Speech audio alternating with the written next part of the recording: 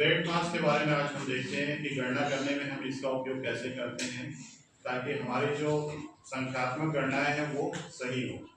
तो इसमें weight mass actual में गणना करने का क्रम को निर्धारित करता है कि किस क्रम से हमको इसमें गणना करना चाहिए। तो यहाँ पे हम देखते हैं कि इनका अर्थ क्या है। जैसे बी है, बी का अर्थ होता है ब्रैकेट। तो इसमें ब्रैकेट किस तरह का हो सकता है, इस तरह का ब्रैकेट होता है या इस तरह का होता है या इस तरह का होता है या इस तरह का। इसमें सबसे पहले हमको इस ब्रैकेट को हल करना चाहिए, फिर इस ब्रैकेट को हल करना चाहिए, फिर इस ब्रैकेट को और उसके बाद इस ब्रैकेट को हल करना चाहिए। तो ये ब्रैकेट हल करने का क्रम होगा। उसके बाद ई एक्सपोनेंशियल मतलब घात वाली संख्या को फिर हमको हल करना चाहिए। उसके बाद डी मतलब डिवाइड, उसके बाद हमको भाग करना चाहिए। एम का अर्थ होता है मल्टीप्लाई, मतलब हमको उसके बाद गुणा करना चाहिए। इसके बाद ए का अर्थ होता है एडिशन, योग, और एस का अर्थ होता है सब्ट्रैक्शन, जिसका घटाना। तो इस क्रम से हमको गणना करना चाहिए। एक उदाहरण लेते हैं, उसके आधार पे देखते हैं। जैसे 2 ऋण 2 गुणे 2 भागे 2, इसको हल करते हैं। अगर इस क्रम को हम पालन न करें हल करने में तो हमारा उत्तर हर बार अलग अलग आएगा, लेकिन अगर इस क्रम का पालन करेंगे तो हमारा उत्तर हमेशा सही और एक जैसा आएगा।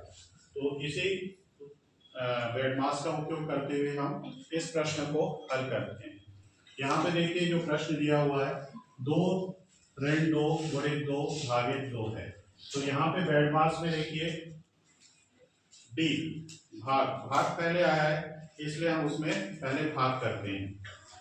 तो ऋण 2 गुणे 2 में 2 का भाग दिए तो 1 मिल गया। अब यहाँ पे देखिए गुणा, इसके बाद गुणा आता है, तो हम यहाँ पे देखिए गुणा करते हैं। 2 ऋण 2, 2 का 1 से गुणा हो गया, 2 आ गया।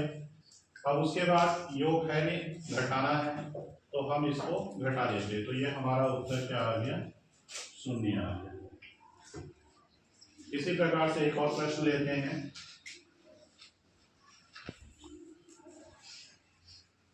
5 ऋण 5 भागे 5 गुणे 5 धन 5 गुणे 5 की घात 2 धन 5।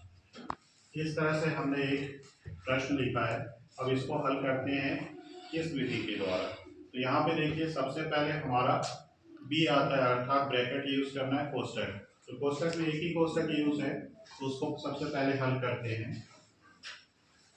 तो कोष्टक के अंदर जो हमारा दिया हुआ है वो दिया है 5 और 5 को जोड़ना है, तो ये हो गया 10, फिर 5 की घात 2 धन 5। इसके बाद हम इस क्रम में आगे बढ़ते हैं। तो इसमें एक्सपोनेंशियल या घात है, तो हम यहाँ पे घात वाले पद को पहले हल करेंगे। ये हो गया 5 ऋण 5 बटे 5 गुणे 10, 5 का वर्ग 25 धन 5। अब यहाँ पे देखिए इसके बाद आता है भाग के बाद भाग, तो हमारे में भाग है तो भाग कर लेते हैं। तो ये 5 और 5 कट जाएगा, ये हो गया 5, 1 का 10 से गुणा होगा तो 10 ही बचेगा, गुणे 25 धन 5। यहाँ पे देखिए भाग के बाद गुणा है, तो गुणा कर लेते हैं। तो 5 ऋण 10 और 25 से गुणा करेंगे तो 250 धन 5। अब देखिए गुणा के बाद योग है, योग मतलब जोड़ना, प्लस करना। तो 250 में 5 को जोड़ दीजिए, तो ये आ जाएगा आपका 255। अब इसके बाद देखिए घटाना है, तो 5 में से 255 को घटाना है, ये आ जाएगा ऋण 250। ये हमारे प्रश्न का हल होगा। तो इस प्रकार से हमने देखा कि बैड पास का उपयोग करते हुए हम प्रश्नों को किस प्रकार से हल करते हैं। अगर इस नियम का हम पालन नहीं करेंगे तो हमारा प्रश्न का उत्तर हर बार अलग आएगा, क्योंकि अलग अलग तरीके से हम उसको हल करेंगे। इसलिए ऐसे प्रश्नों को हल करने के लिए बैड पास नियम का पालन करना चाहिए।